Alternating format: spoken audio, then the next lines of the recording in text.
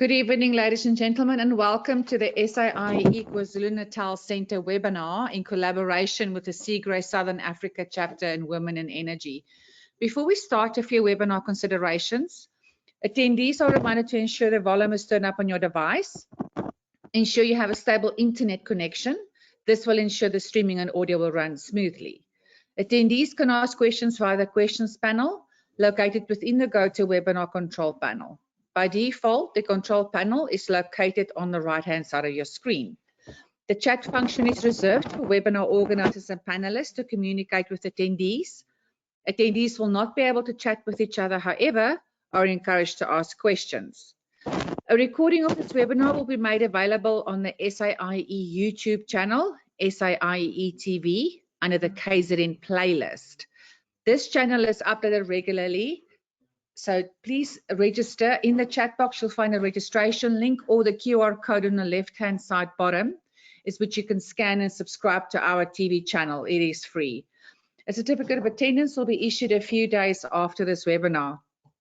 I'd like to introduce you now to one of our hosts, Ms. Crystal Nagishar, who's the chairperson of the KZN Centre, and she's employed by eThekwini Electricity MV-LV operations as a chief engineer and has served the organization for the past 13 years with her involvement in various distribution automation projects and smart grid initiatives.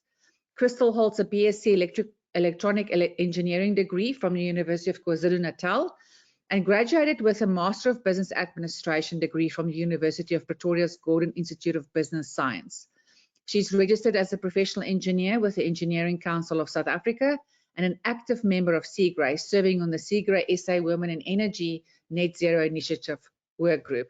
Over to you, Crystal.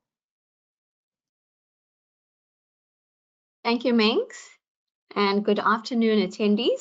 On behalf of the SAIEE KZN Centre and the Cigre Women in Energy, I'd like to welcome you to the Energy in Southern Africa webinar, The Voice of Engineers in Developing the Policy Landscape.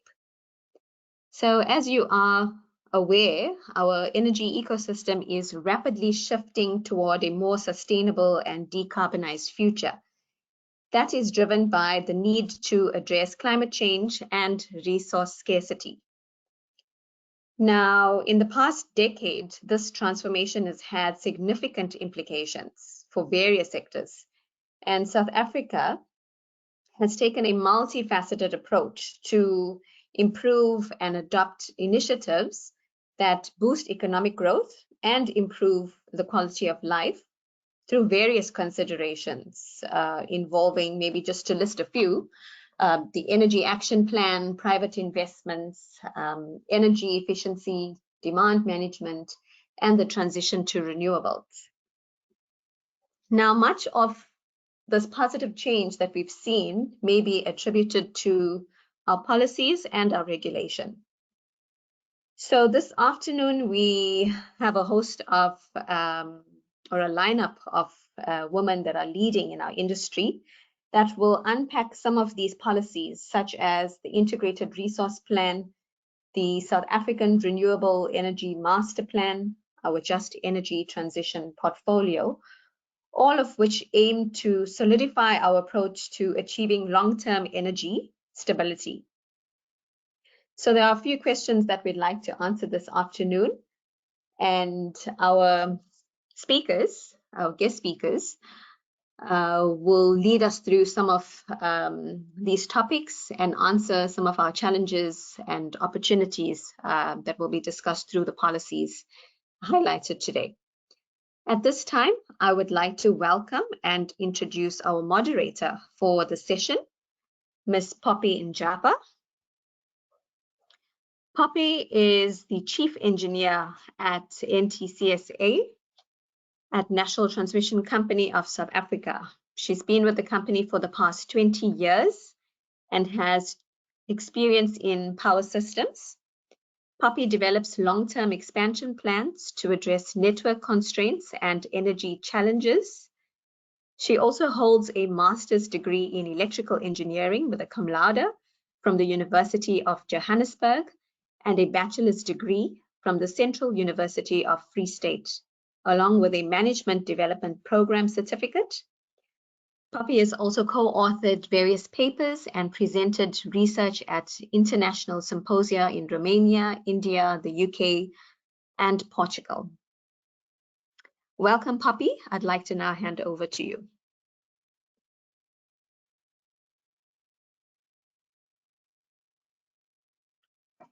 Thank you so much.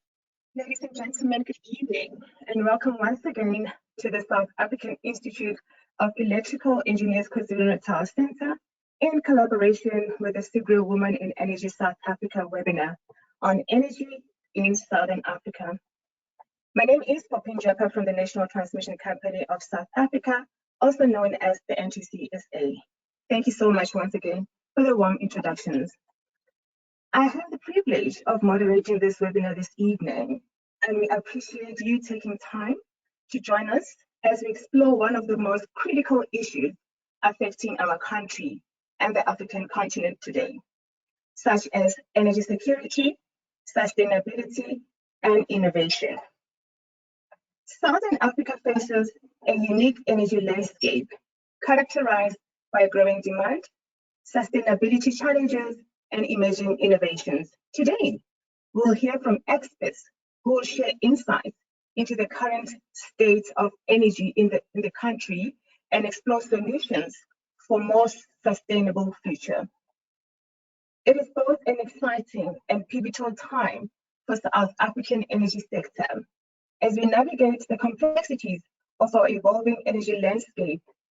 The IRP, also known as the Integrated Resource Plan, stands a crucial blueprint for shaping our future, with energy security, sustainability, and economic growth at the forefront. Policy decision-making today will determine whether we unlock new opportunities or remain constrained by the past. When it comes to just energy transition in South Africa, I'd like to say, as we stand at a critical crossroads in our energy future, the shift towards a decarbonized, sustainable, and inclusive power system is more than just necessary, but is an opportunity to drive economic growth, create jobs, and secure energy resilience for generations to come. South Africa's Just Energy Transition Partnership, backed by approximately 11.8 billion in funding, presents a pathway to unlock new industries such as green hydrogen and electric mobility, while ensuring that communities and workers are not left behind in the process. The very same IRP provides a framework for balancing renewables with our existing energy infrastructure, ensuring energy security as we phase out coal dependency. But this transition must be just, ensuring affordability, industrialization, and equitable access to sustained energy solutions. South African Minister of Electricity and Energy, Dr. Kgosinkgo Ramokgopa, has been clear. This transition is about more than just reducing emissions.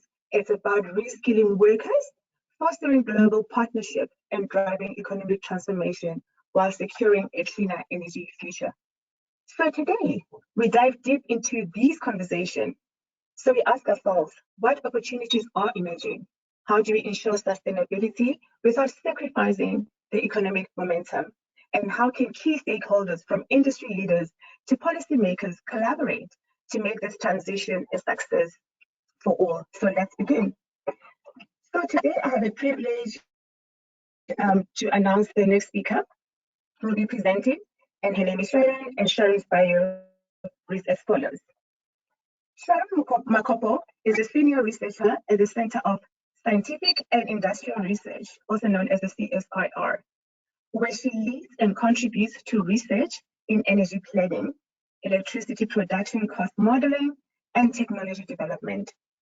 With nearly a decade of experience in Southern African power sector, she previously held a role as a senior engineer at Eskom Transmission Division, now known as the NTCSA, specializing in medium-term system adequacy assessment, long-term energy planning, and grid studies. Her expertise includes production cost modeling and integrated resource planning, with a record of producing technical reports, academic papers, and strategic insights. She is also experienced in mentoring emerging professional engineers. Sharon holds a BSc in electrical engineering from the University of Cape Town and she is registered with the Engineering Council of South Africa, EXAM, as a professional engineer.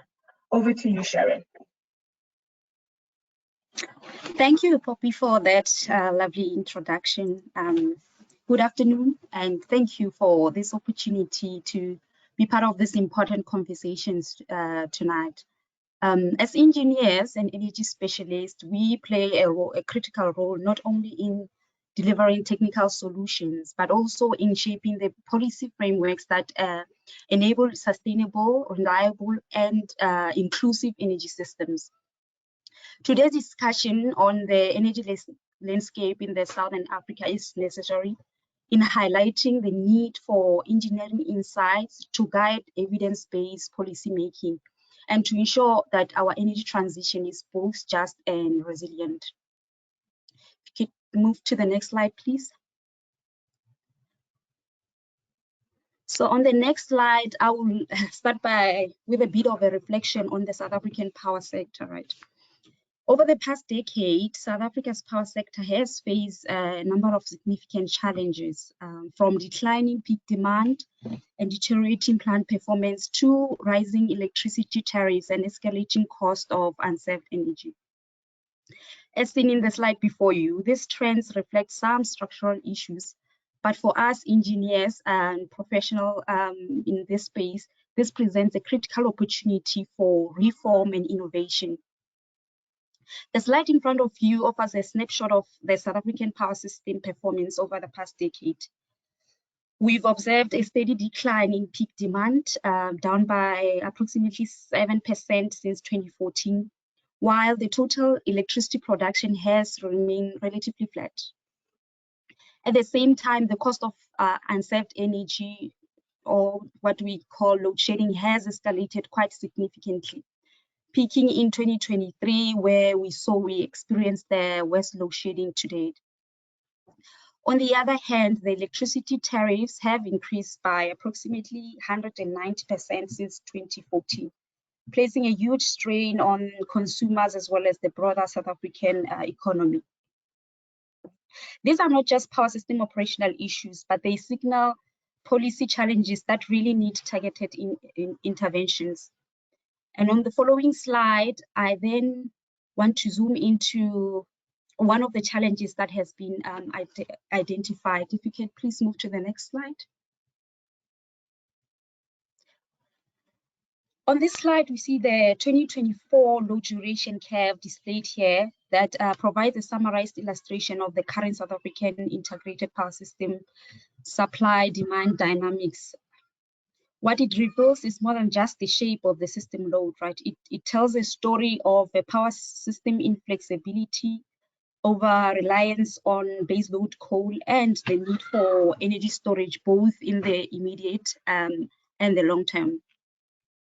The current generation stack shown here suggests limited ramping capabilities and constrained responsiveness to daily and seasonal variability as a result of the integration of variable renewable energy. This kind of rigidity results in curtailment risk, increased reliance on emergency generation, and ultimately higher system cost, which cost the economy of South Africa. Bridging these flexibility gaps through technologies such as gas to power, low duration storage, and enhanced demand side participation presents a pathway for us to unlock system-wide cost optimization. But this transition will require robust modeling. It will require targeted procurement and innovation to design an energy portfolio that can meet energy needs, capacity needs, as well as ancillary services needs under variable system conditions. Energy policies are required to address these gaps, right? With the draft IRP being our latest tool towards addressing this kind of energy challenges. And it aims at recalibrating the generation portfolio, balance the energy security with affordability, and to provide a framework for integration of new technologies. Again, as engineers, our role is really to just rigorously address these pathways and interrogate the modeling assumptions, ensure that flexibility, reliance, and cost optimization are built into every scenario that is brought forward. I understand that the draft IRP might be in its advanced stages right now. Nonetheless, I believe there is still opportunity for engineers to influence in its finalization and ultimately the implementation. On the other hand, we have the Just Energy Transition Implementation Plan as well, which aims to bridge existing flexibility gaps and to reduce reliance on inflexible baseload generation and to optimize the system-wide cost. These measures are important to ensuring a resilient and inclusive energy transition for South Africa. For instance, the JIP indicates that investment in smart metering, advanced grid infrastructure, and are essential to accommodate the increasing penetration of renewable energy as we transition. These upgrades will enable grid stability and integration of other technologies such as storages. I'll pause here at this point, and I look forward to deeper discussions as we explore this very interesting discussion. I thank you for your time. Thank you.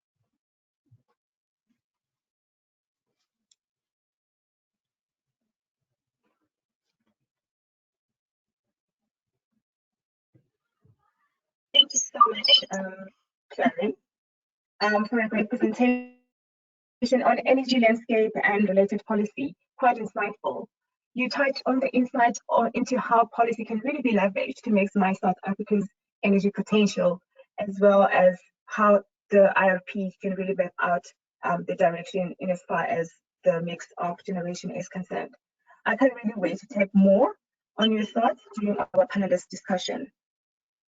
So right now, we'll be hearing from our next panelist member, Devashka, and her presentation is titled Engineering the Energy Transition from Policy to Participation. I will now be reading Devaksha's bio. Devaksha Maharaj is the founder and current managing director of Ikigai Engineering, a multifaceted consultancy focusing on energy management advisory, renewable energy technologies, electrical maintenance and installation services, and training and development. She graduated with BSc Honours in Electrical Engineering from the University of KwaZulu-Natal. She's professionally registered with EXA.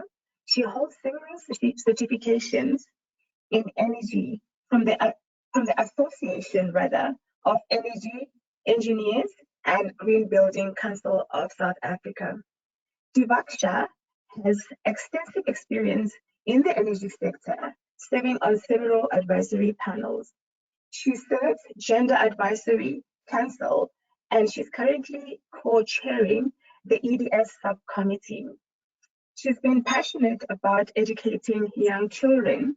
She also founded the IKI Kids, an organization that focuses on STEM education at local schools for 2 to 5 year olds, and of recent Unati Training Academy, an NPO with focus on the energy and water sector. Over to you, Devaksha.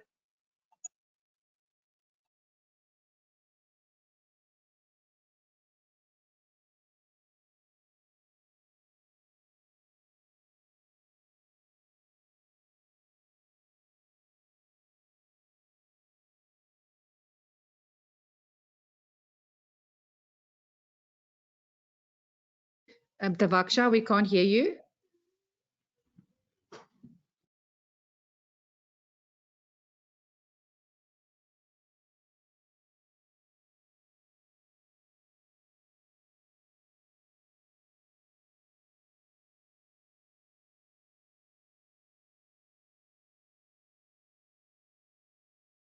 Okay, Poppy, I think we'll go over to our next speaker, to Donna, while Devaksha sorts out her audio.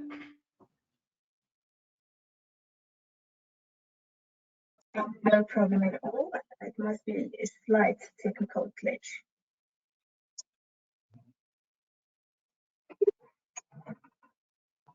I would now call upon Donna who is our second panelist member to present on reshaping the skills landscape for a just transition. And at this point in time, I would just like to go through her bio as follows. Donna Simiyu is an engineer and researcher with work history in the manufacturing and research sector.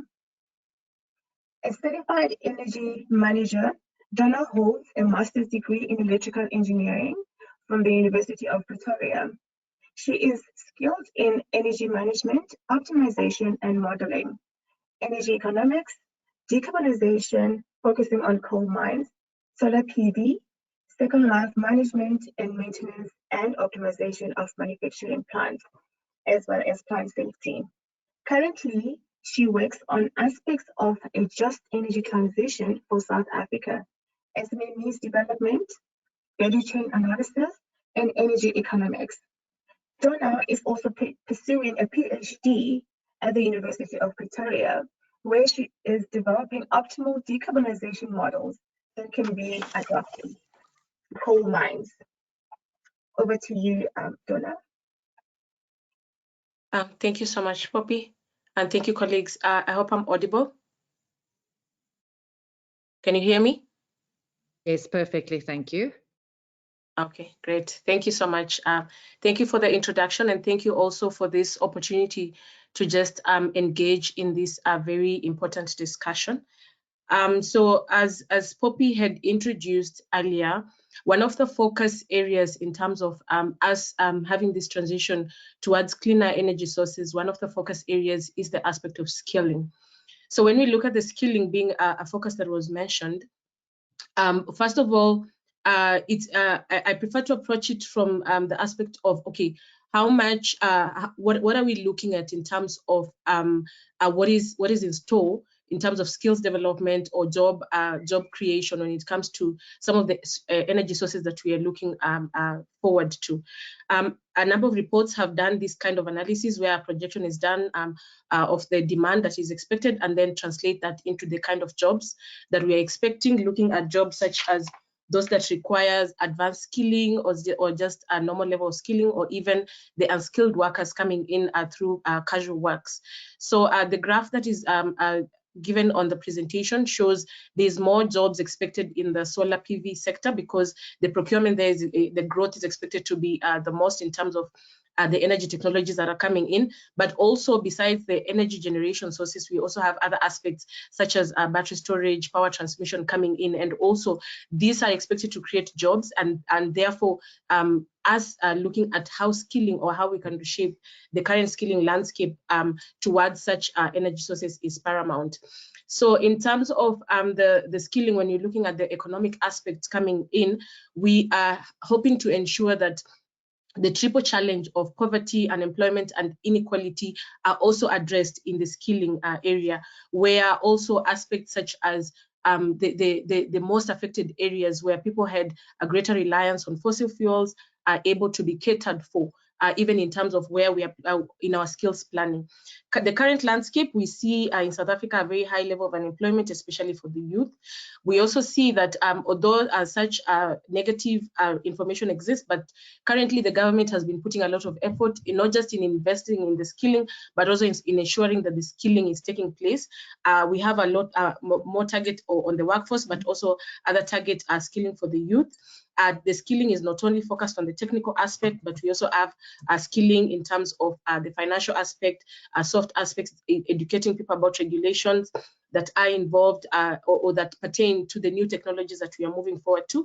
In the renewable energy space, the skilling is growing really fast. We see a number of organizations, both the private sector and the public sector, getting into this aspect of either skilling, upskilling, reskilling, which are also being implemented. Now, if we go to the next slide, we see that although we are focusing, although these aspects are going on, there are quite a number of policies that are in place to define and also that are necessary in terms of leading this kind of a strategy going forward. As we are aware, policies will be able to not only guide the government sector, but also the private sector and the country as a whole, and also investors coming in to be able to know what are some of the focus areas that the government has towards ensuring that there's a just energy transition and the triple challenge is actually addressed in the skilling landscape. Overall, when you look at the entire skilling landscape, there are very many policies, as you can see in the slide. But for the energy sector specifically, I would like to stress specifically on the SAREM, which is the Energy Master Plan. And then there's also the critical skills list. There's the SAIEE Energy Skills Roadmap. There is the identification of skills gap that was done by the Department of Higher Education.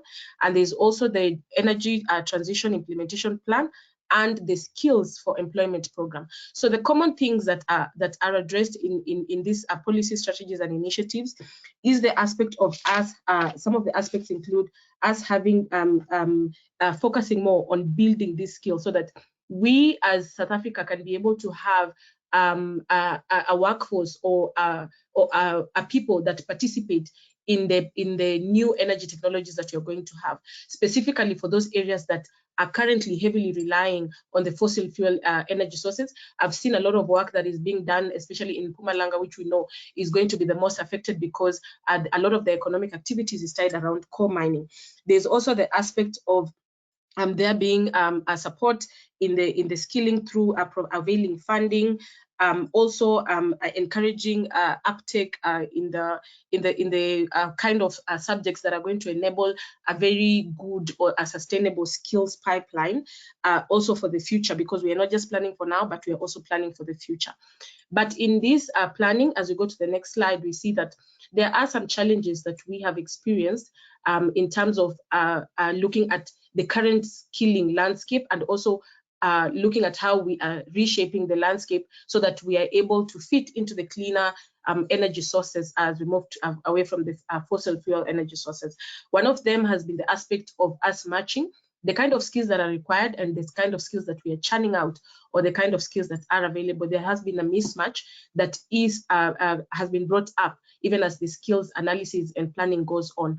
Also, the aspect of educators being poorly equipped, such that the kind of knowledge and information that they share is not sufficient to equip the learners to be able to go into the market and fit into the market and fill in the employment gaps. Additionally, we see even though the skilling is going on, there's still a high unemployment rate. So the question should be why are we skilling, but yet the unemployment rate is not going down as fast? Fewer pupils are also taking STEM subjects, and also even those that are taking the STEM subjects are not performing as well. So the reason why we need to focus there is the aspect of a skills pipeline. When we don't have a pipeline, then we may have to now go outside and source some of the skills from outside. There's also poor collaboration, where we see a lot of, especially in the private sector and sometimes in the public sector, there's a lot of people working in silos, and therefore there needs to be that kind of collaboration so that knowledge can be shared, funding can be shared, and also just to be able to overcome the overall challenge. Another challenge has been the attraction and retention of such skills, whereby where skilling is done, we see there's a lot, there has been quite a high attrition rate, especially for the energy sector. So looking at the challenges that we've had, we've outlined the current landscape, we've outlined the challenges that are in the skills sector. So what are some of the propositions that we can look into? As we go into the next slide, there has to be, or rather even looking at the policies, go to the next slide, please. Thank you. Looking at some of the policies, especially even for the SAREM, the Energy Master Plan, there is the need for us to have a demand-led skilling, where we are looking at what is the kind of demand we're expecting, which energy source are we looking at, and when are these energy sources envisioned to come online, for how long? And therefore, when you look at that kind of outline, it will enable us not only to just prepare, but also to be able to balance in terms of the kind of skilling and the kind of knowledge that we need to share, even in preparation for the educators to come in there. Also, there's a need for us to have a value chain approach, because in there, we can be able to identify the kind of skills that are required for each value chain segment, which is quite an important issue. Collaboration is very important, especially between the public and the private sector. This is also to avail funding to enable us to do aspects of skills transfer, to be able to see, can the one skill communicate to another, which are either locally or even internationally, which can enable a boosting of the current knowledge that we have. One area that has been forgotten, but which I see very few institutions are focusing on, is the aspect of SMME skilling. We see SMMEs are coming in to offer employment in the energy sector, and therefore them being skilled in terms of also just the opportunities that are available, but also some of the hands-on knowledge that they need in the energy sector is also very important. And this should focus also not just in the SMMEs in the formal areas, but also informal and township areas. There should also be focus on youth skilling when you're talking about dealing with the aspect of the triple challenge of unemployment, inequality. Focusing on the youth, marginalized and vulnerable communities is also very important. Now, in order for us to be able to fit in, we currently have technical skills that are already in play, because the current landscape already has technical skills, engineers are there, and also just the semi-skilled also people are there. So reskilling, upskilling, and also augmentation of qualifications is important, because there are some qualifications that exist already in South Africa, but perhaps moving to another technology may just need a bit of augmentation in terms of the qualifications, and therefore that's when that aspect comes in. Now, looking at the pipeline to strengthen it, there needs to be a very strong uptake, not only uptake of the STEM subjects, but also to ensure that the educators are able to pass on good information to the students, so that we can ensure a very good performance in these subjects to strengthen the pipeline that is coming.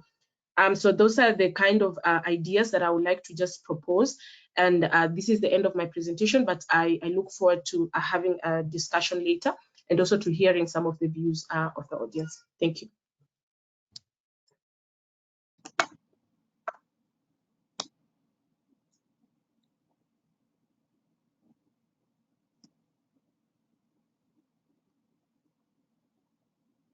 Thank you so much, Sharon, for a very insightful presentation.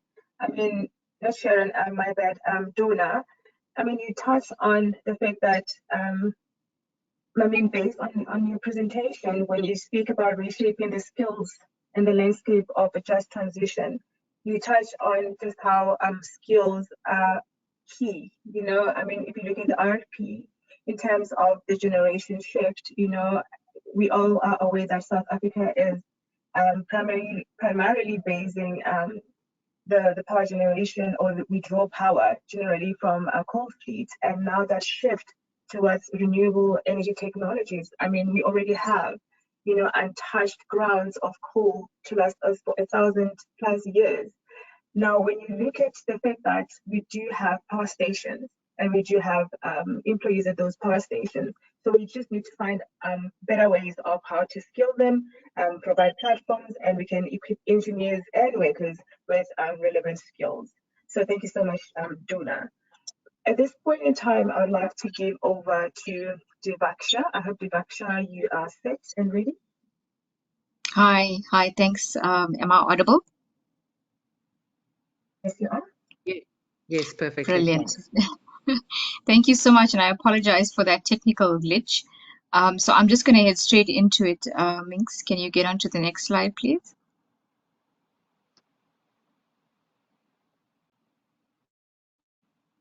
Thank you. So we've had my previous colleagues enlighten us in terms of the key behind why we're here. We've spoken about skills. We've spoken about where policy is shifting with the just energy transition, which I prefer calling the just transition, because it's a lot more than just energy, as Poppy indicated at the start of the webinar. But how do we proceed with having the evolving role of the engineering professional when we navigate and influence these changes in terms of policy and the way forward? Engineers are known to be not just technical solvers, we are key stakeholders in shaping policies, designing resilient energy systems, and ensuring the transition to this just transition is efficient. So if you move on to the next slide, Minx.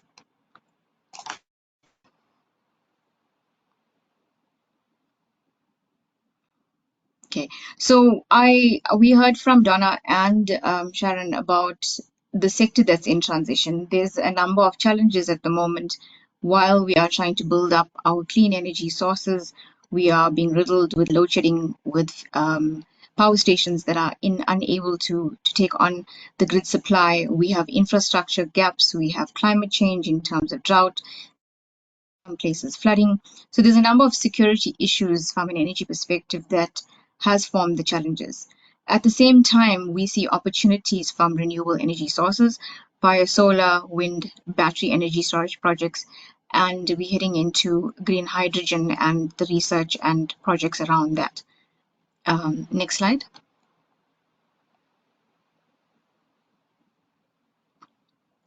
So there's a number of policies that have been highlighted thus far. One of them is the IRP, the Integrated Resource Plan, which is still in draft. This outlines your country's energy mix up to 2030. It focuses on diversifying your energy portfolio, incorporating renewable energy sources while we decommission our coal-fired fired plants. That's just a nutshell of what it looks at. In parallel to that, the new rollout of the South African Renewable Energy Master Plan, or the SAREM, has been put out to stimulate local manufacturing, create green jobs, foster inclusive economic growth. That is a session on its own for unpacking in terms of what it actually looks at, but I will briefly go into that in a minute. We also look at municipal procurement amendments. There's a number of municipalities that are adapting to the just transition. One municipality I'd like to focus on was Steve Tshwete municipality, who has incorporated policy reforms into their own IDPs and are looking at how to incorporate the just transition into their spaces as well. All of this comes with the need for inclusive and technically sound policies. Here again, the emphasis on bringing on engineers like ourselves to advocate for these policies and make sure that it is technically sound. The inputs from engineers help shape regulations. We bring together the realities of grid integration and security, energy security. Next slide, please.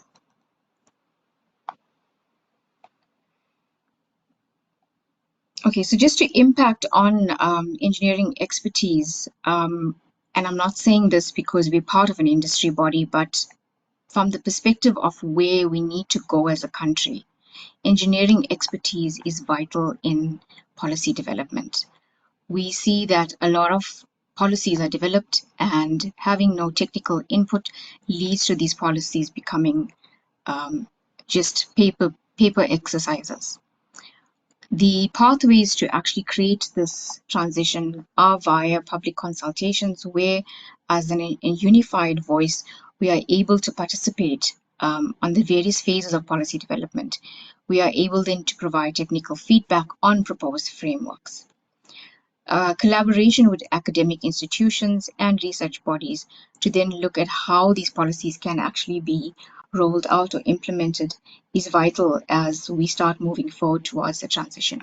When there's a lack of representation, we miss the opportunities for effective energy policy. Next slide.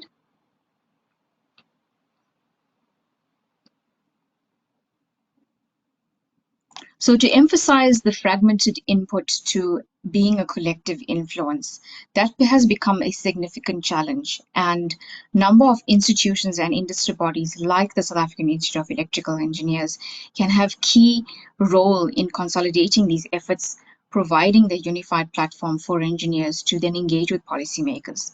A number of mechanisms can be put into place, and I am aware that there's a lot of coordination around this.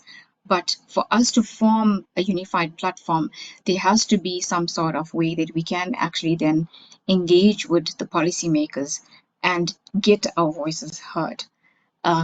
There's a number of working groups within the South African Institute of Electrical Engineers, which are referred to as sections and chapters. Breaking down those working groups and working directly with the policymakers would be one of the ways that we can try to address the gaps that we see in the way that policies are now drafted. We are able then to create spaces for engineers to discuss policy implications going forward. The expertise and the engineering knowledge that these industry bodies hold together can form a collective voice towards the policy development. Next slide.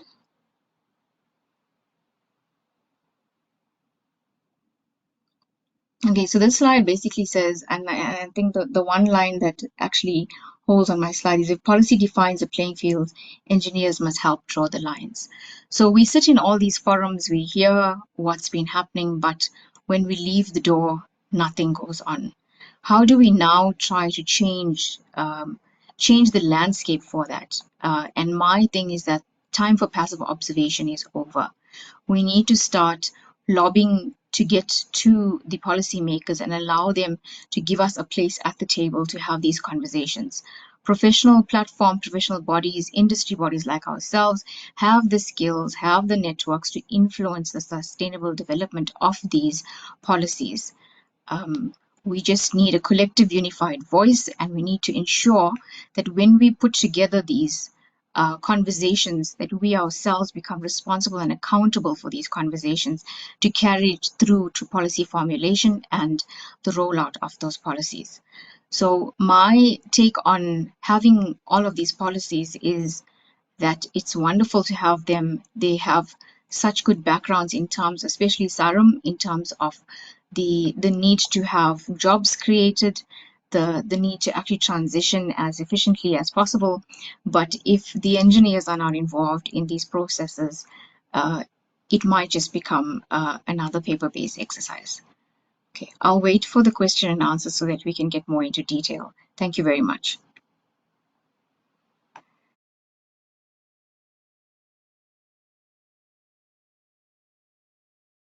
Thank you so much to Vashpa on your presentation. I must say it was quite insightful, and you touched on how engineers can be involved and really contribute towards improving policy development and providing technical contribution and collaboration with various stakeholders and policymakers, so that there is indeed an opportunity. To make your voice heard, and this will just only benefit, or is for the betterment rather, of the African continent. So I'm keen to really hear more of your views during the panelist Q&A. So, ladies and gentlemen, on our agenda this evening, we've now come to a Q&A and a panel discussion where we will engage our esteemed panelists and get their views and thoughts and insights based on what they have shared with us today and in their respective topics. So I'll start off with you, Sharon. The question that I would really like to pose to you is, where, in your opinion, are there still energy transition gaps that needs to be addressed? So over to you, Sharon. All right, thank you so much for that question, Bobby. First, maybe let me start by acknowledging, a lot of progress that has been made in terms of, working towards policies that address some of the challenges that I have alluded to. But then while the JET IP and the draft IRP or the IRP acknowledges the growing role of variable renewable energy, right? There is still, in my opinion, a lack of some clear strategies around how we will address the power system flexibilities. And in my presentation, I showed a graph where it shows the low duration curve, which basically indicates those type of that already in the present we are, experiencing power system flexibilities, and they could get worse if there are no clear interventions in terms of that. And that is shown clearly with, if you could recall on the graph, that there is a system load, and then you have instances, for instance, during periods of time where you have low loading on the system, like let's say during the early hours of the morning, that you have renewables that are producing, but you don't have the demand, and you're seeing a lot of energy that could potentially get curtailed, and that is loss of money that could have been put to good use. Let's say, for instance, if there were clear indication of how power system flexibility issues could be taken into consideration. There are still gaps, I think, in articulating the integration of those long duration storages that can help alleviate that, the flexible gas to power options, and the demand side response mechanisms that can be put in place to address the system flexibility issues. Because this then limits the ability of to maintain reliability as the coal plants retire and we increase the penetration of renewables. So the gas is proposed, if there's talks that gas has been proposed as a transitioning fuel in both, the JIP and the RP alludes to that. But yes, there's still no clear economic or technical cases presented to sort of show the timing of that, the roles of that, and also then that will then create uncertainties for investors, for instance, and policymakers. I like to sort of it leads to delay in the development of those kind of flexible capacities. And one last thing, if I may add, also, is the clarity around how small scale embedded generation then can be integrated into the system in terms of addressing those challenges that were identified. I think it's clear that in parallel with the efforts that are being done on the national level, there's also a lot of small scale embedded generation that are coming up, and I think the harmonization of the two on an international level as well as on a national scale, as well as the integration of those small scale embedded generation to address the issues. I think that I would say, in my opinion, those are some of the gaps that still exist and that needs to be addressed. Thank you, Poppy. Thank you so much, Sharon, for highlighting those gaps that really still need to be addressed as we transition towards decarbonized power systems as well as economies. It's important not to lose sight of the gaps and address them well in advance if we notice that there are some gaps. In my view, I would like to touch on policy and funding issues as one of the gaps that I foresee. For instance, while many governments have ambitious energy transition goals, however, the inefficiencies in policies execution and financial constraints can really slow down the progress. For example, despite significant subsidies which come with some regions really struggle, from what I read about, with high fiscal burdens and the risk associated with subsidy reduction. But however, I'm sure we'll get more questions and more comments by the time we come to opening of Q&As for our attendees. At this point in time, I'd like to move now to Donna. And the question that I have for you, Donna, is, from an energy economics perspective, what transformation areas within the skills landscape should we be trying to accelerate upfront? Can I please get your views on that? Thank you, Poppy, for the question. I think one of the areas is the aspect of focusing on sustainability. So in this particular case, we are talking about some of the things that I see they're also getting focused are skilling for employment, because we notice sometimes the skilling, we churn out skilled people, but then the skilled people are not getting employed. So then the aspect of what, how and why and also when needs to be determined, because in terms of when you're doing the planning, so that the kind of people that we are producing in terms of the skilled people, and when they're coming out of this education system or a skilling system, needs to be in time to meet the kind of demand that is being expected. So then the question of sustainability to me needs really to be accelerated. Also, in terms of the skilling, there has to be the aspect of, because we need to accelerate it also. As you see, the technologies that are coming in, they also sometimes really evolve at a fast pace. Some of the technologies do not necessarily wait even for South Africa. In the international environment, the technologies are evolving very fast. Therefore, I feel like the aspects of skills talking to each other, whereby a skill that is already in existence, in current existence, particularly for whichever energy source, for it to be able to be used, or for the person to be able to fit into another energy technology which is newer, then there needs to be the aspect of the skill he has and the skill that is being expected, either to be just a little bit of either upskilling that is required, or if the skills requirements and the skill that he has can be able to talk to each other. Therefore, the kind of skilling that is being done, which is something that I've seen being implemented internationally, just skilling for that particular skill to be able to also be used for other energy technologies, or just requiring a little bit of upskilling.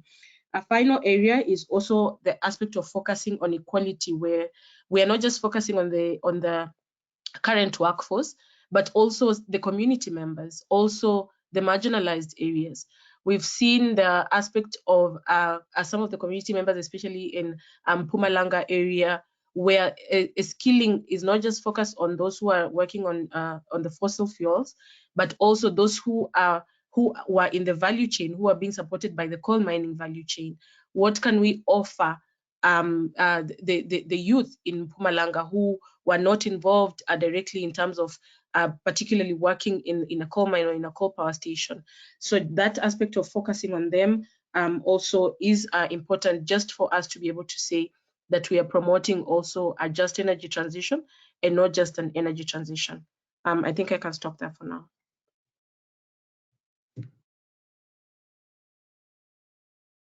Thank you so much, Donna. I really was captivated as you were responding. Really good views that you bring about when it comes to skills landscape. And in my view, really, I also move. I focus on social and workforce transition, because moving away from fossil fuels impacts workers, as you highlighted, and communities that are really reliant on traditional energy industries. So, I think in my view that ensuring a just transition where affected workers are supported, particularly with new opportunities, is critical, because this is a challenge, especially in coal-dependent countries such as South Africa. So maybe upskilling workers, and some of them elderly, with recently required skills, for instance, in operating renewable plants, maintaining them, etc. I think that will be one of the good starting points. And also, in my view, I think skilling should really start at elementary level, such as primary schools. Making sure that subjects such as machine learning and automation, I know this may sound a bit far-fetched, as well as AI related, must be incorporated in the curriculum or study, and that should pan out till high school, and it makes it easier for adapting also as they go to tertiary. And that will also, be beneficial for the country and globally. So thank you so much, Donna. At this point in time, I'd like to move over to Jivaksha. So the question I have for you, Jivaksha, is what are the opportunities for engineers to participate and influence the policy development, implementation, as well as review process? Can I get your views, please, Jivaksha? Thanks, Poppy. I think my presentation had a strong emphasis on this, but to reiterate, we have ongoing reviews of policies, but we are seeing the IRP is still in draft. SARM has been released, but I'm sure there's a gap where there is public consultation that can be required. Now, for us to then participate, and I've mentioned this a number of times during my presentation, it's easier to have a unified voice during that. And having industry bodies like the SAIEE, for example, can then help to transition that, that voice through to the policymakers. One of the first things that we look at as an organization body is how do we participate in public consultations. So when policies are out for review, we need to make sure that we get together as a unified voice again, and we provide the technical insights that's required just to ensure that it's realistic and there's a practical approach, both from a socio-economic to an engineering perspective on the policy. The bodies that are out there that are available to industry also have research projects that contribute to these initiatives. And the people that are involved in these research projects need to then become part of the policymaking review process. As we move along the just transition, we also need to be aware that engineers need to be involved in capacity building initiatives.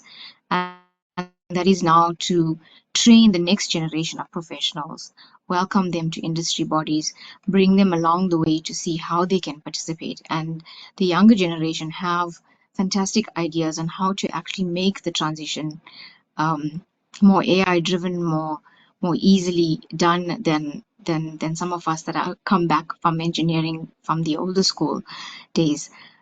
Technical committees involve them in working groups, look at strategies to now start incorporating all expertise from our older generation engineers right down to the younger generation engineers. So I think the opportunities are there. The engineers are sometimes hesitant to participate, but if we don't, we are then going to see policies and development of these policies going in disarray. And until then, we cannot make any comments.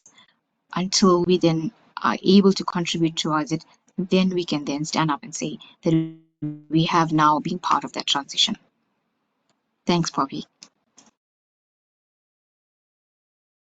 Thank you so much, Debaksha. From what I'm hearing is participation as well as collaboration and making engineers' voice be heard. So at this point in time, ladies and gentlemen, we'll now be moving and focusing rather to our distinguished attendees and to just get their questions and comments as well as their views on the discussions of the day. So I ask you to please share your thoughts and insights on energy in Southern Africa. I'm really keen to hear from you. And if you just kindly type the name of the panelist member you are directing the question to, and that will be much appreciated. So at this point in time, I'm just going to check if we have got questions.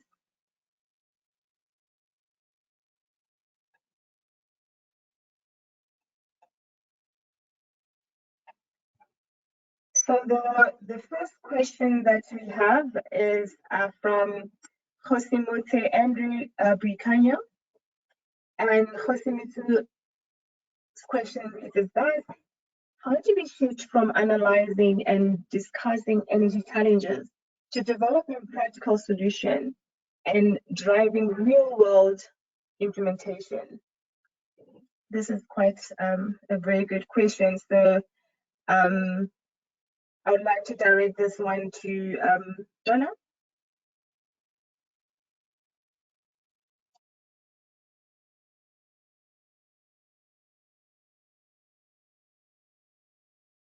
Thank you very much, Poppy. Let me just go through the question again.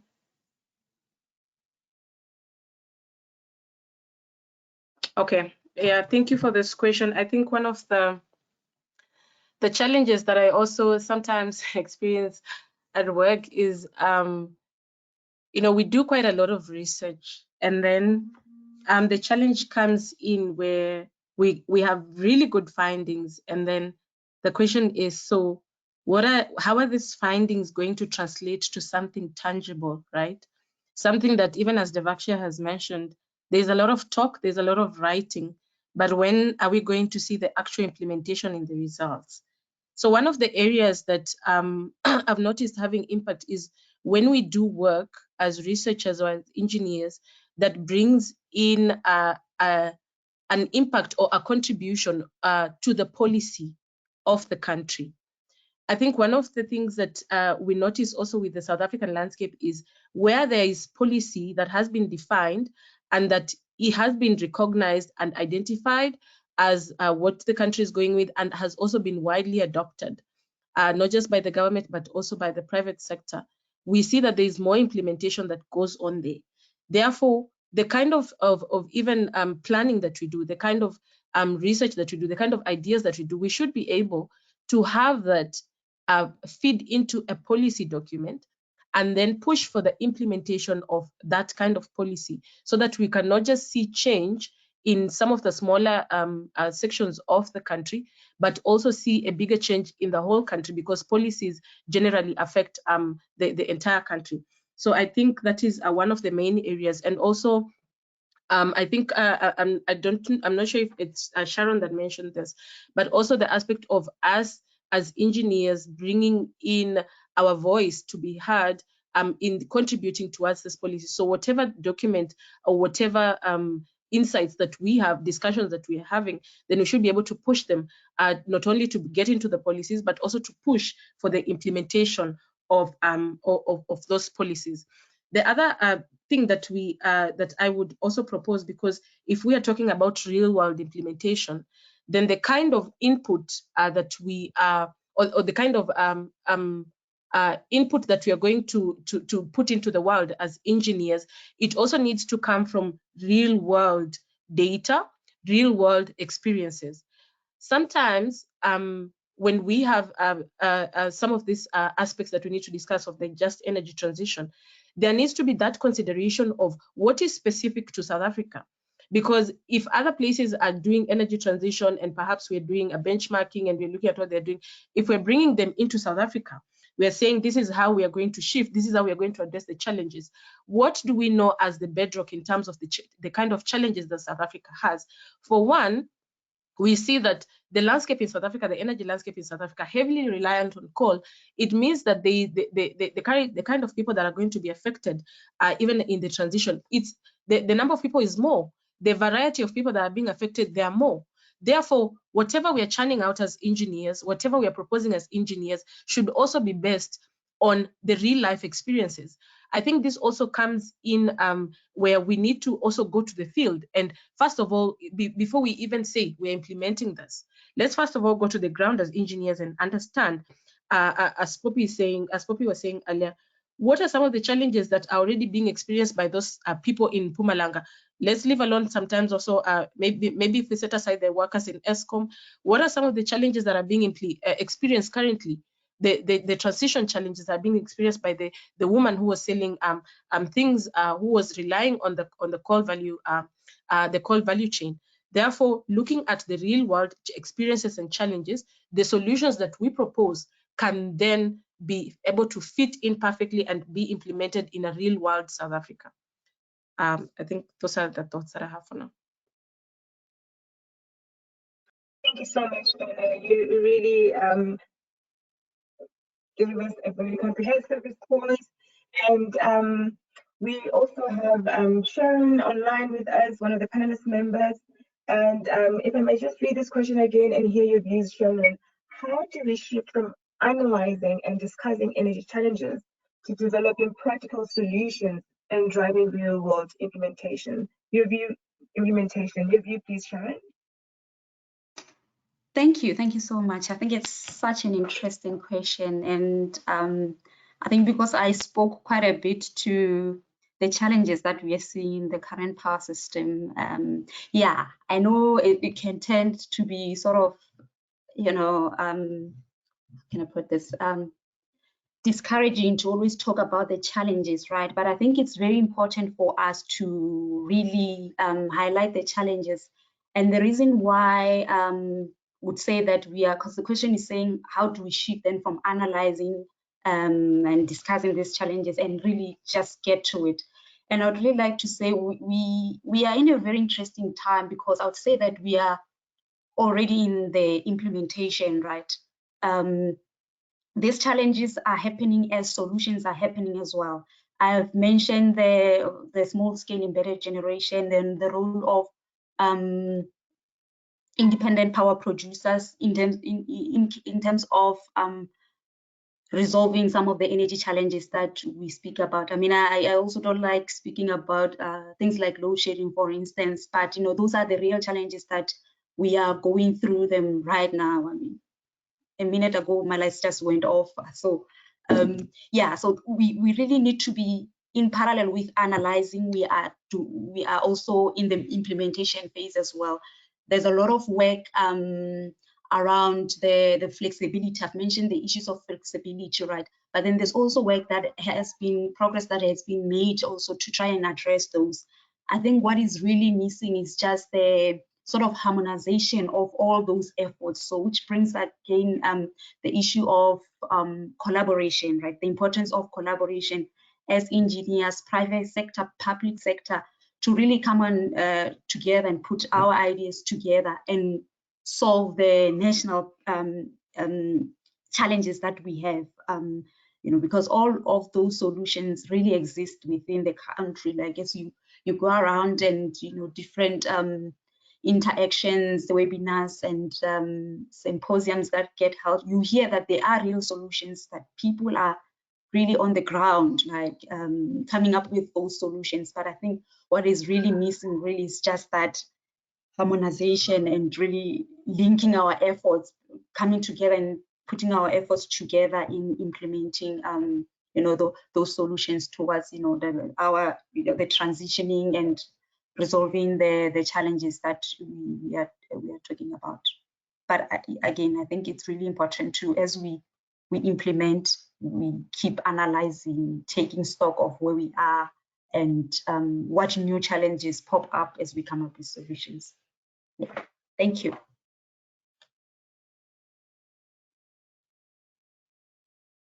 Thank you so much, Shannon, for a comprehensive response and the insights on the question that we just recently went through. And perhaps I can also take these opportunities and say, in my line of work, so what we do, we provide insights on the Transformation Development Plan, and it gets published annually.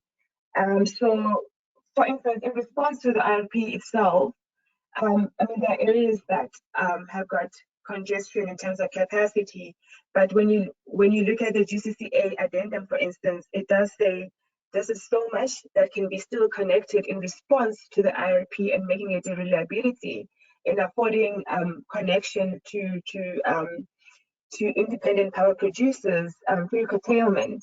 And if you look at the GCCA addendum, I think it will give you insights on some of the initiatives that the utilities in South Africa are doing.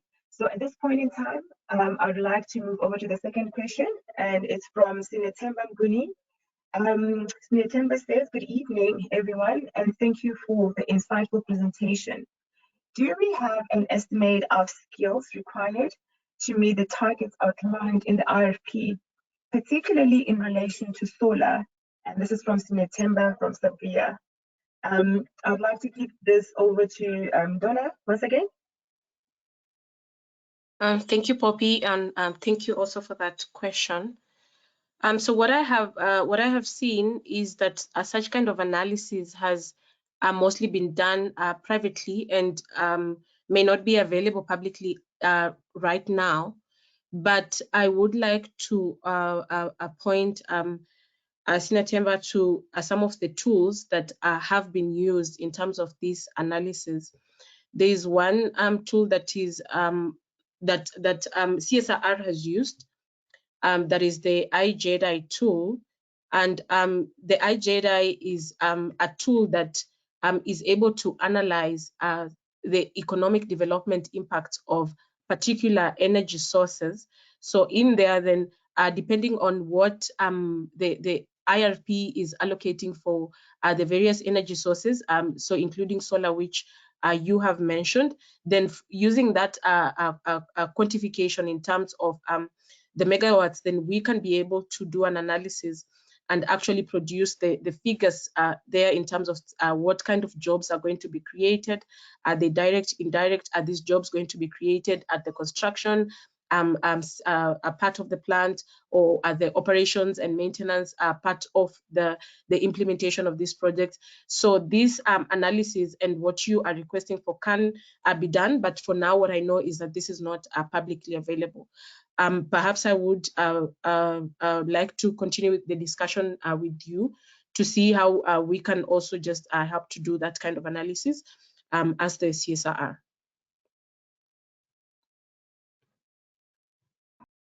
Thank you so much, Donna. We have a third question, and this one is from Unkabetu Moshe. It's also directed to you, Donna.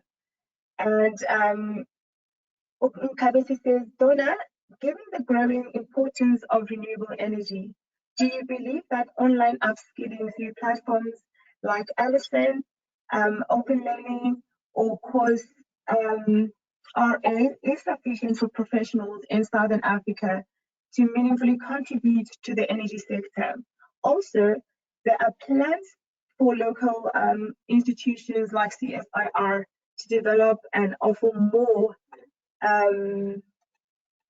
context specific renewable energy training, possibly through these platforms or other accessible channels. Jonah?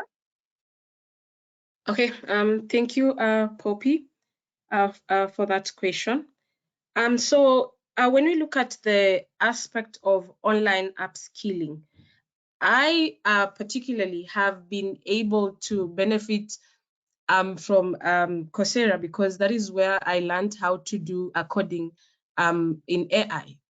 And this is something that enabled me to be able to do to develop a model for my PhD. I was doing at the time I was focusing on decarbonization of coal mines. So indeed, when I look at the importance of online platforms, I think, and what I see is that they play a very key role in terms of upskilling, particularly because of the flexibility in terms of you're able to do these courses at your own time, and also at your own flexibility. So in terms of also where we are going to, we are seeing a lot of advancements in digitalization. Artificial intelligence is coming in very strongly. We cannot ignore that. I see it playing quite an important role. And also at CSRR, where I work, there is also a lot of emphasis in terms of taking up some of these courses through the online platforms. However, of course, some of them, depending on what you're doing, for aspects such as AI, the practical applications or the practical exercises can be done wherever. But then depending on the particular course that is being provided, practical sessions may be necessary depending on what is being focused on. If it's perhaps aspects of solar installations, then there needs to be the practical aspects that are going to come in there. And those will require maybe collaboration with private sector, such as Devaksha, to be able to avail those practical things that are required to be able to now ensure that the practical and the knowledge that we've gained online can be able to match, so that now when you go to the field, you can be the trainee can be able to fit in and be able to do the job. In terms of the CSRR offering such things to be able to develop, particularly for our research group, we have been focusing mostly on skilling of SMMEs. And this is done majorly online, but there's also the aspect of physical interaction. But this we encourage more, because there needs to be networking and socialization and sharing of ideas between the SMMEs. So what we have been doing is having sessions where the CSRR has developed material that can be able to help SMMEs to identify opportunities along their value chain, but not the value chain of the different energy sectors that they are involved in, energy technologies that they're involved in, but not just that, but also to provide online mentoring of these SMMEs so that they can continue to gain knowledge from some of the CSIR mentors who are experts in some of their areas. So for example, those SMMEs that are experiencing processing problems with their biodiesel, there has been quite significant progress that has been made by SMMEs such as this, where there is online mentoring, but then where is required physical interaction, then that is allowed. But the main focus is majorly the online kind of training. So those are some of the programs that have been developed, especially by the CSIR, to be able to just also interact with people who need training, because the CSIR does have quite a number of experts. I've also seen programs by the CSIR that target specifically the youth, and also those who are in schools, the students, the pupils who are in school, where we have sessions where they can be able to come to the CSIR to be able to physically see what it is that we talk about when we're having conversations about some of these technologies. They are able to come and see at the CSIR specifically how do these technologies work from the onset on the ground, how do they work? So these kind of demonstrations are held at various times at the CSIR. I think those are some of the ones that I can think off the top of my head. But on the renewable energy side, the focus has majorly been, as I mentioned, the online mentoring, particularly for the SMMEs. Sharon, do you have any more skilling avenues that you see for the CSIR? No, Donna, on my side, I don't think I can be able to comment on that, but I think you've covered it very well. Yeah, thank you. Thank you, Sharon. Thank you, Poppy. Thank you for the question. Thank you so much, Donna. Thank you to all the panelists. So at this point in time on our agenda, I would like to dive straight into the closing remarks from our esteemed panelist members. Just in 1 minute, I'd just like to get your closing remarks at this webinar, starting off with Dibaksha. Dibaksha, can you just provide us your closing remarks, please? Thanks, Poppy. So we did not get into the discussion of SARM and the IRP, but we understand that there's ambitious targets that have been set out for integrating renewable energy into the grid. The discussions on the skills development was very welcome, and I think that's one of the focal points when we start looking at where do engineers play a role in policy to participation.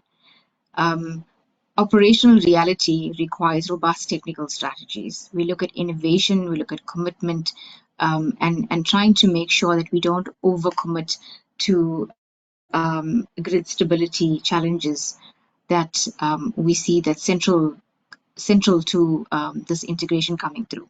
So I think in closing, we must make sure that we take an active role. We become participants in drafting these policies, collaborating on pilot projects, demonstrating real world applications. I am all for the online and virtual training, but I think hands-on and being able to practically demonstrate this in terms of training, in terms of an approach to innovation and implementation is key. That transition demands more than just policy alignment. It requires practical approaches. We have the technical expertise.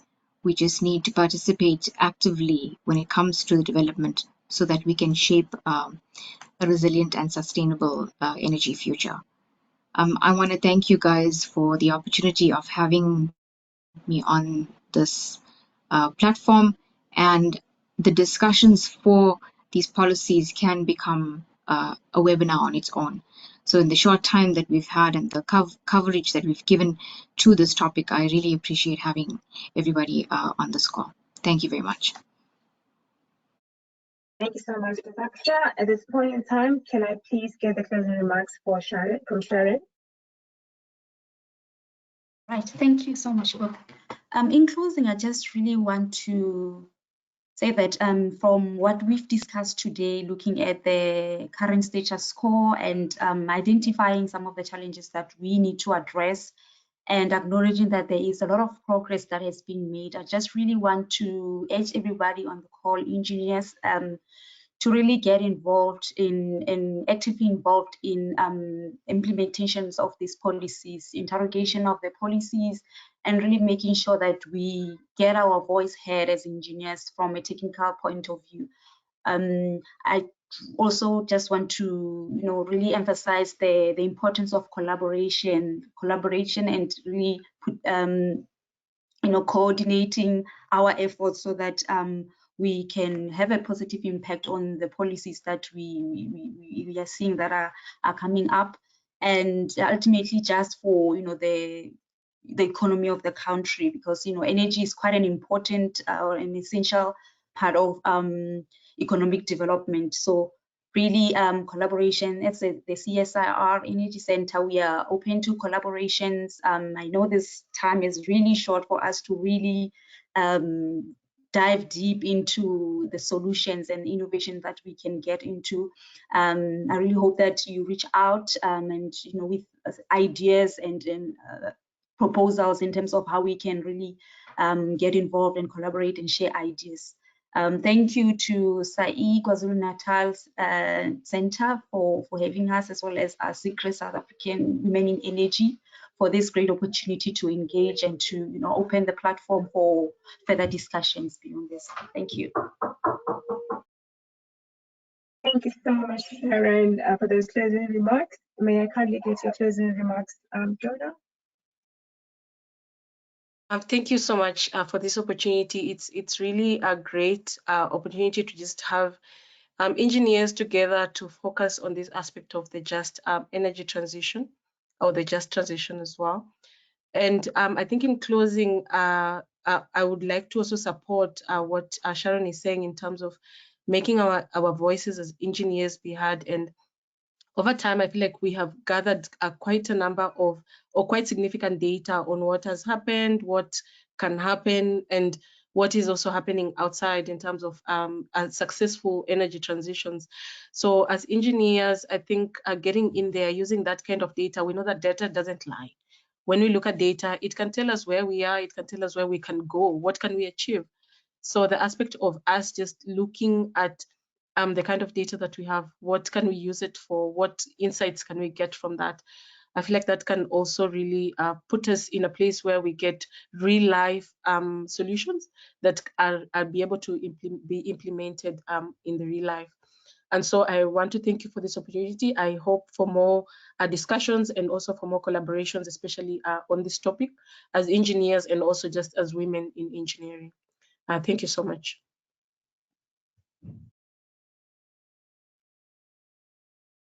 Thank you so much, Jonah. I see there's one more question, but unfortunately, because of time, we do acknowledge this question, and we will come back to you in due course. So, ladies and gentlemen, as we come to the close of this insightful and thought-provoking discussion, I would also like to take a moment to express my sincere gratitude to everyone who has contributed to making this event a success. Let's continue to collaborate, innovate, and champion a just and sustainable energy transition. Thank you once again, and have a wonderful evening. At this point in time, I'd like to hand over to Christelle. Thank you, Poppy.